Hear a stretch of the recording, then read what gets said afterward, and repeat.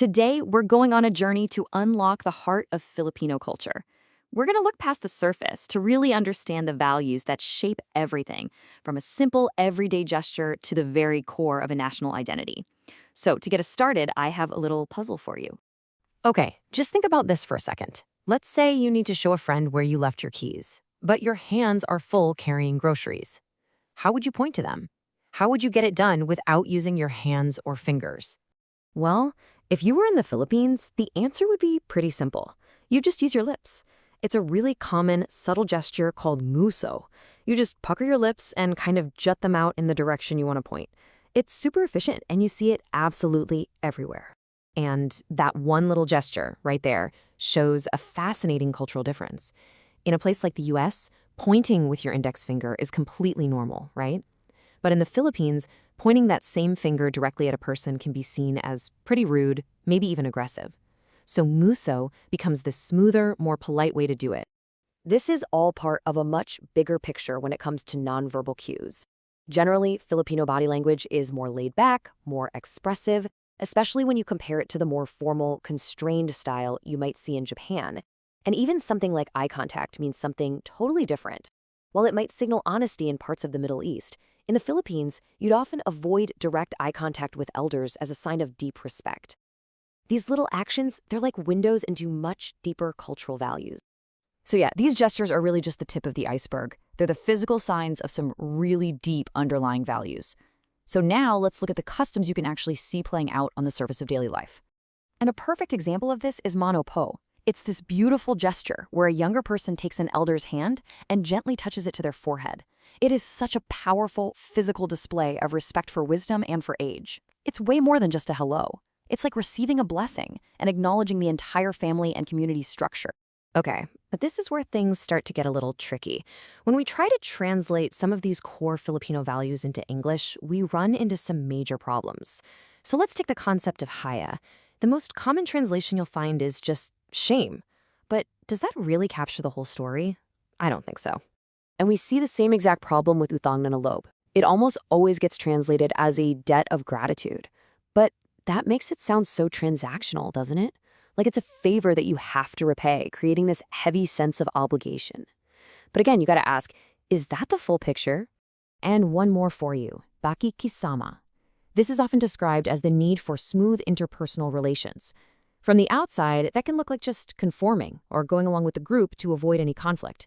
And as you've probably guessed by now, there is a much, much deeper layer to what's going on here. The thing is, these simple translations are just misleading. They're like shadows of the real complex concepts. To really get what these values are about, we have to shift our whole perspective, away from an outside colonial view and toward an inside indigenous one. And this is where the academic field of Psikologiyang Filipino or Filipino psychology is so essential.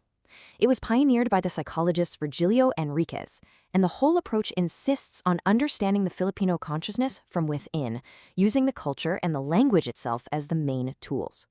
You see, the problem was that early Western observers often saw this kind of indirect communication not as a form of politeness or a way to show concern for someone else's feelings, but as something, well, dishonest.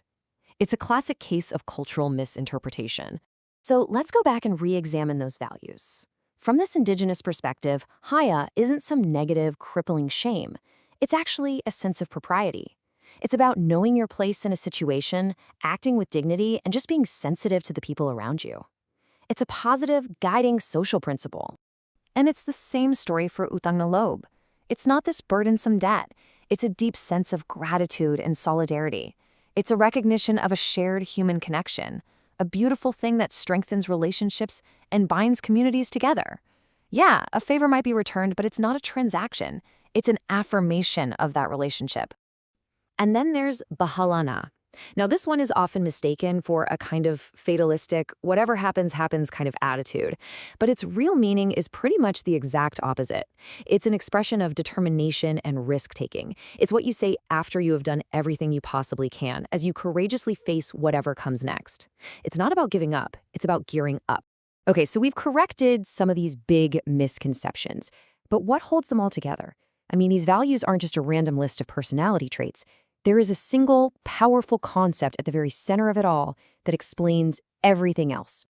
Think of it like this.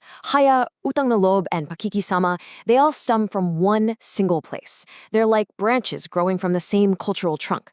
And if we can understand that trunk, we have the final key to unlocking the whole system. And that core is kapwa. This is maybe the single most important concept in Filipino social psychology. It doesn't just mean other, it means shared identity, togetherness. It's this profound recognition of the other person as an extension of yourself. It's a self that isn't individualistic, but deeply inclusive. Now, on a practical level, kapwa operates through two main categories. You interact with an ibang tao, who is an outsider, very differently than you do with a hindi ibang tao, who is considered one of us. And this distinction basically governs the rules of social engagement. You can kind of see how it works on the spectrum of interaction. You might start with pakitingo, which is just basic civility with an outsider. As a relationship develops, you might reach pakikasama, or companionship.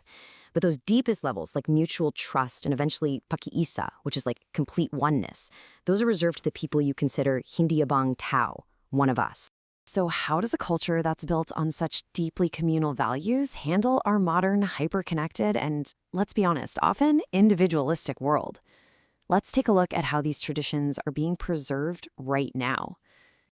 And here's the big challenge. The Philippines is known as the social media capital of the world. With so much of life spent online, there's a very real risk that traditional games, stories, and those crucial face-to-face interactions could just fade away. But Filipinos are finding some incredibly creative ways to blend the old with the new. You have digital bayani hunt programs where elders teach traditions to young people over video calls. The Department of Education is actually reintroducing traditional games into school curriculums. And you have developers creating apps that bring Filipino folklore to a whole new generation. It's not about choosing between tradition and tech, but about finding ways for them to work together. And that leaves us with one final thought to chew on.